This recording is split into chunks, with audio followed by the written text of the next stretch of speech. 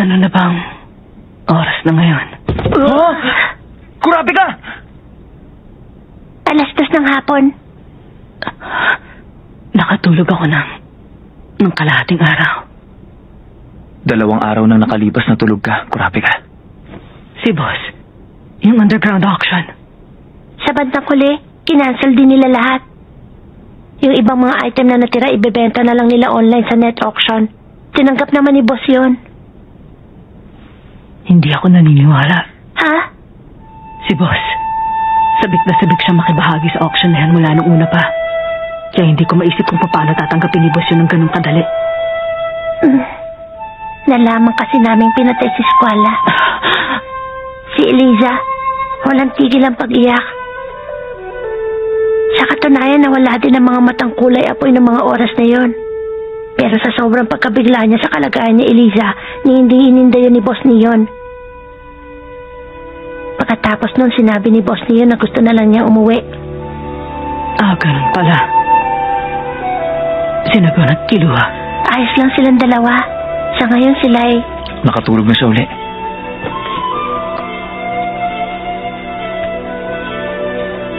Huwag kang mag-alala. Ginagawa nila ang kailangan nilang gawin. Kaya magpahinga ka lang hanggat kailangan mo. Ang susunod na item, isang maalamat na game. Ang Greed Island!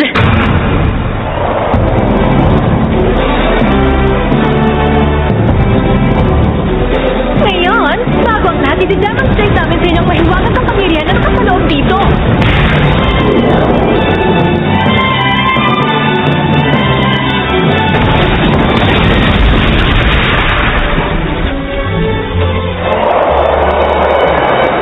So nakikita niyo naman mga kaibigan, sa kabila nun, wala pa rin itong natamong damage dahil ito sa kapangyarihang pumoprotekta sa game. Hindi ito mawawasak habang may player na naglalaro sa loob nito.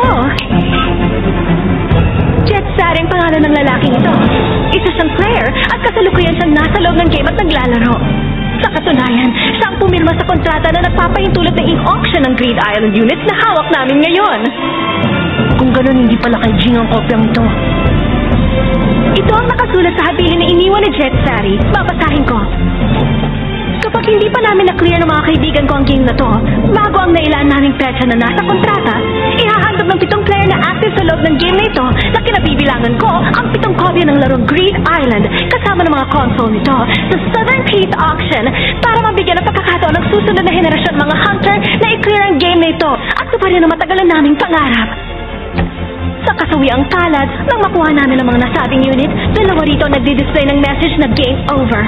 Ibig sabihin nito, ang player na na-game over ay namatay rin sa tunay na buhay. Mapanganib ang larong ito dahil kailangan itaya ng player ang sarili nilang buhay.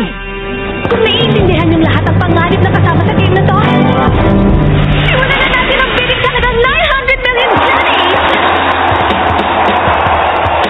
1 billion Jennies! 1.5! Ginamit ito ni number 1053 billion na! Ginamit rin ni number 716 billion Jennies! Uy, ako yun ah! Nalalaman nila kung magkano ang ibibid sa pamamagitan lang ng pagsenyas? Oo. Sa ganung paraan, mas madali makikita agad ng auctioneer kung sino ang naglalagay ng pinakamataas na bid. Pinoble ulit ni number 16, may tataas pa ba? 12 billion na! Ano ibig sabihin nito? Pinoble ulit ni number 201 sa 24 billion! Ano bang ginawa mo? Nag-bid si number 16 at 25 billion! Ay, muntik na ako doon.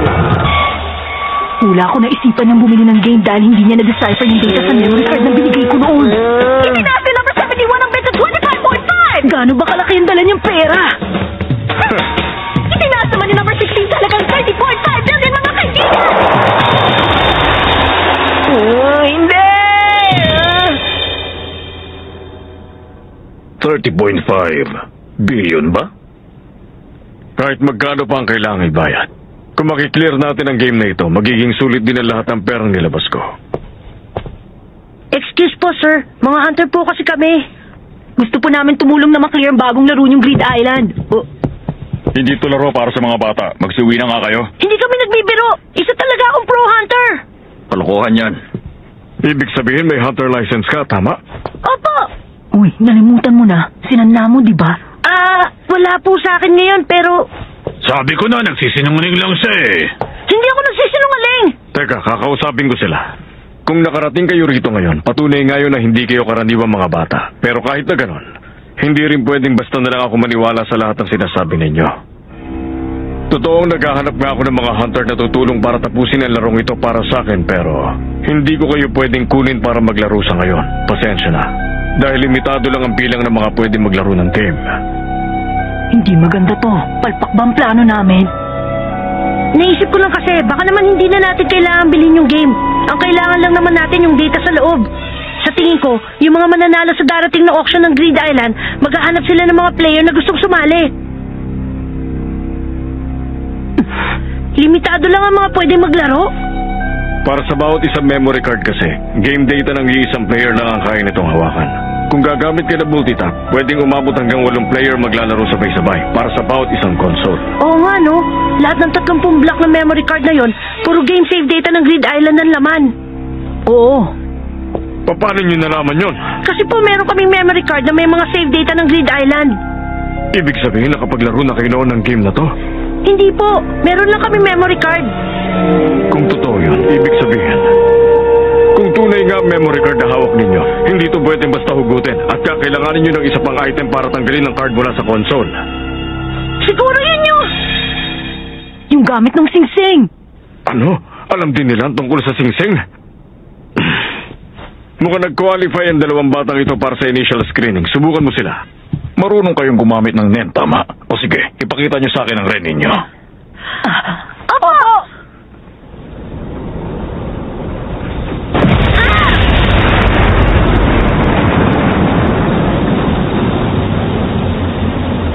Kumusta naman? Hindi sapat yan. Magsasayang lang kayo ng oras sa kanila. Mahihirapan sila sa loob ng game hanggang sumamatay sila. Ano nyo nalaman? Hindi nyo pa nga kami nasusubukan! Hindi namin pwedeng subukan hanggat hindi kami sigurado, bata.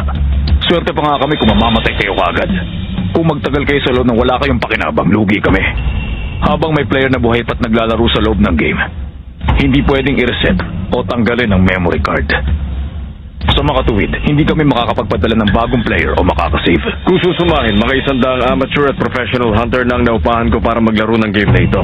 Pero higit sa kalahati ng bilang na yon, malaking talo para sa amin. Talo para sa inyo? Wala kami na pala, dahil ayaw na nila bumalik sa tunay na mundo. Mas pinili nilang tumira sa loob ng game panghabang buhay. Kaya naman, ganun na lang ang ingat namin sa pagpili ng mga maglalaro. Ang hinahanap naming player, yung malakas na makakakuha ng mga item at dadalhin nito pabalik sa mundo natin. Hindi namin kailangan ng mga player na pampagulo lang.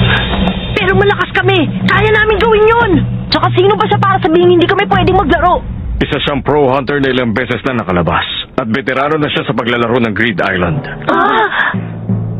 Base sa mga karanasan ko sa loob ng game, hindi naman ganun kahirap makakuha ng mga item para dalhin sa mundo natin. Pero sa hina ng ninyo sa ngayon, kahit yung magiging imposible para sa inyo at game over lang din ang kauuwian ninyo. Kapag natapos na ang screening dito, babalik na rin ako sa loob ng game. Screening? Screening ba ng mga players para dito ang tinutukoy mo? Tama yun. Magaganap yun sa huling araw ng auctions. Kung gusto ninyo makapasa sa screening, malaki-laki pang improvement ang kailangan pagdaanan ng ninyo. Akala nyo siguro hindi namin kaya! Makikita nyo! Tara kiluwa! Sandali lang, bata. Paano nga pala kayo nakakuha ng memory card ng game? Wala na kayo doon! Asar yun na. Nakakapikon siya. Basta, kailangan makapasa tayo sa screening ngayon! Screening daw? Ano nang gagawin natin? Ano ba sa palagay mo?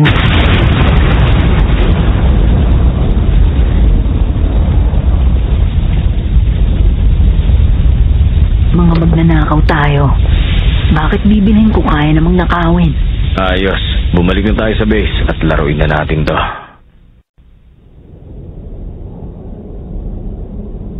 May nakasubo ng isang memory card sa console na to. Ibig sabihin, isa na lang ang pwede maglaro sa atin. Ninakaw ko din yung multitap. Ngayon, 4 na player pang pwedeng maglaro. Ang galing mo. Ayos. Sino mauuna sa ating papasok? Kahit ako na.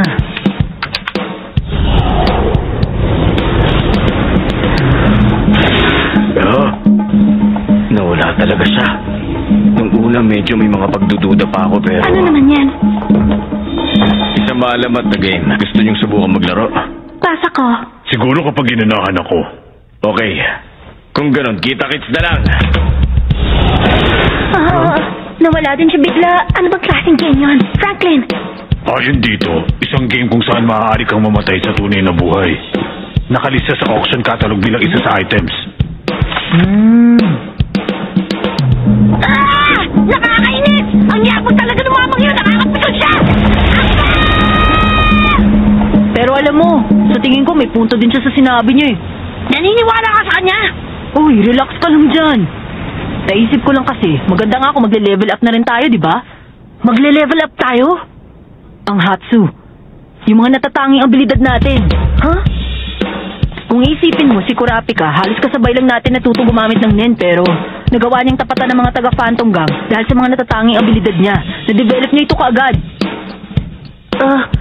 Totoo nga nagkaroon ng kapangyarihan si Kurapika na ganap na panlaban sa Spider. Pero kapalit naman nun, tinayaan niya ang buhay niya. Siyempre, hindi natin gagawin yun. Kailangan hindi ganun kahirap at hindi rin naman ganun kadali. Pero yung sakto pa rin sa personalidad natin. Yung epektibo sa laban pero practical gamitin. Ganung abilidad ang i-target natin.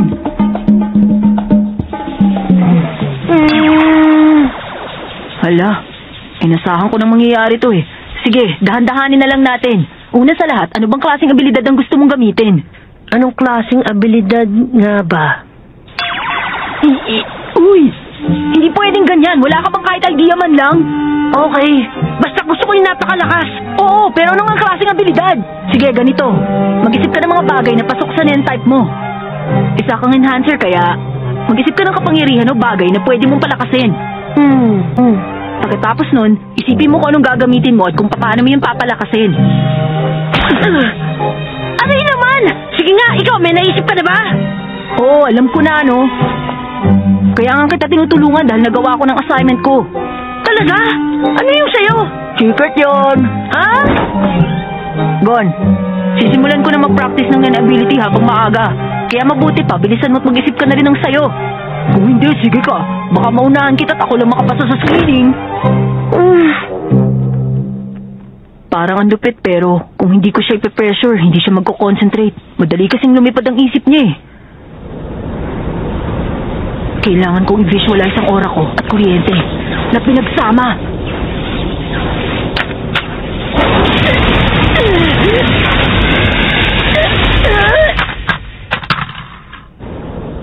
Tapos sunod kailangan kong i-visualize na nilalabas ko ang kuryenteng yun. Bilang Nen ko.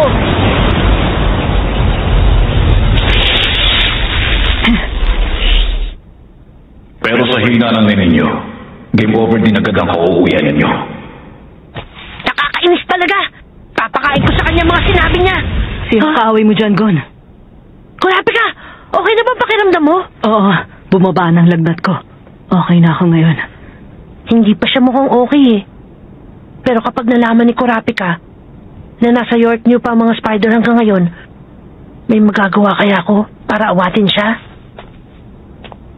Siya nga pala, kamusta naman yung auction na naganap? Habol niyo daw yung mamahaling maalamat na game, hindi ba?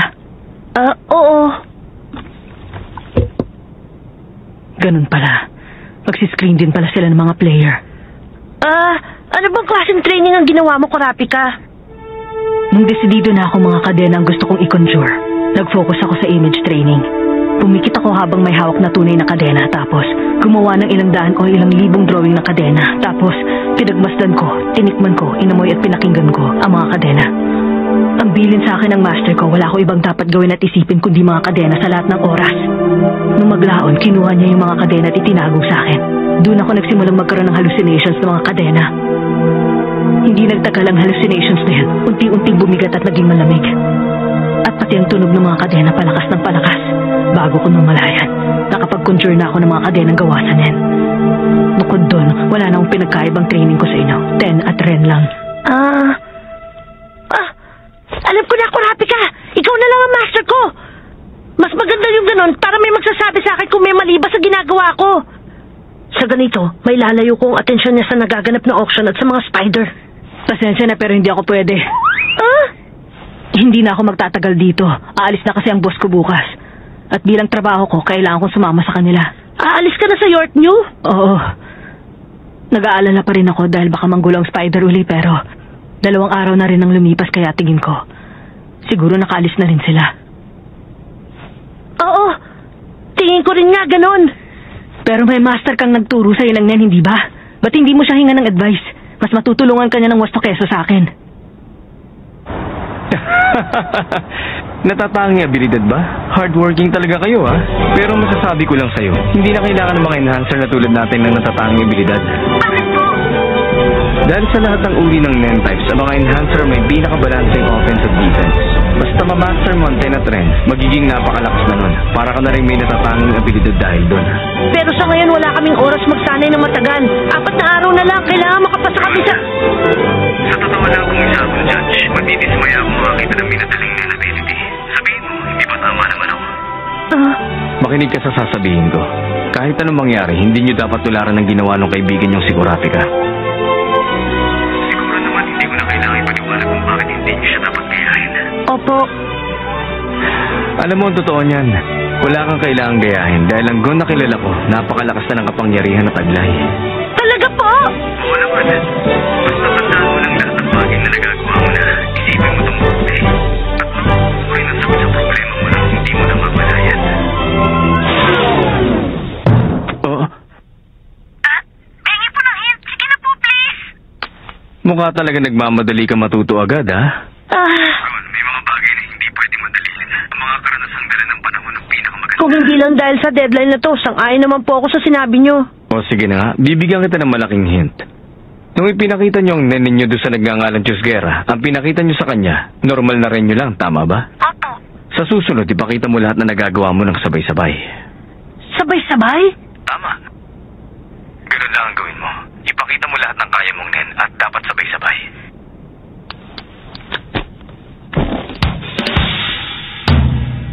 Lahat ng natutunan ko sa Nen, gagawin ko ng sabay-sabay? 10. Palibutan ang katawan ko ng aura. Zetsu, pigilan ang Nen aura ko at ikulong sa loob ng katawan ko. Ren, biglang maglabas na matinding puwersa ng aura. At Hatsu. Teka muna. Sa Ren, kailangan ko ibuga palabas ang aura, pero para gawin ng Zetsu, kailangan pigilan ko naman ito. Pero kailangan gawin na sabay? Oh, napundi na naman ang utak niya. Kayanin mo yan, Gon. Dahil kung babagal-bagal ka, may iwan na kita. Imposible naman yan. Paano mo pakakawalan at ikukulong ang isang bagay ng sabay? Basta tandaan mo lang ang lahat ng bagay na nagagawa mo na. Isipin mo itong mabuti. Pagkatapos kaming tulungan ni Kuya Wing na ilabas ang Nen namin, lumaban ako nang walang ibang alam kundi 10 at hindi lang ako natalo, nasaktan pa ako ng maluba. Pero dahil doon, namaster ko naman ang Zetsu. Tapos inaral ko yung paggamit ng Gyo para makita ang Nen ability ni Hisoka. Gyo! Tama! Meron pa pala akong Gyo! Gyo, ituon ang aura sa mata para makita ang nakatagong aura. Ituon ang aura. Oo nga, masyado akong nakapokus sa pagtuon ng aura sa mata ko. Hindi ko napansin ang ibang nangyayari. Ngayon ko lang napansin na may nakakalusot pa na konting aura dito. Kung makokontrol ko to, ibig sabihin ginagawa ko ng lahat ng sabay.